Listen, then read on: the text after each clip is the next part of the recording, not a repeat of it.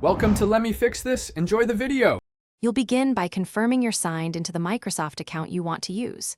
Once signed in, install and open the OneDrive app. Make sure it runs with your user account. When prompted, pick or create the local OneDrive folder on your computer. This is where files mirror to the cloud. Now click Start Sync and let the app initialize. Initial scanning may take minutes depending on folder size. Keep the app open while files begin to transfer. Once the basic sync is running, you'll customize what actually stays on your disk. Go to OneDrive settings, open account, and choose folders to sync so you don't duplicate everything locally. Make sure Files on Demand is enabled if you want placeholders instead of full downloads. This saves space while letting you access files instantly.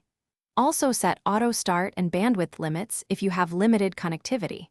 Finally, monitor the sync icon for conflicts and resolve them by choosing the latest or merging. To complete the process, verify that files show green check marks and that the OneDrive icon reports up to date.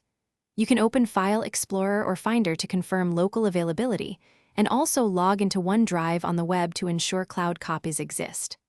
Once done, set folder backups like desktop, documents, and pictures if wanted. If something goes wrong, restart the OneDrive app and sign out, then back in. That often forces a reindex and resolves most syncing issues quickly.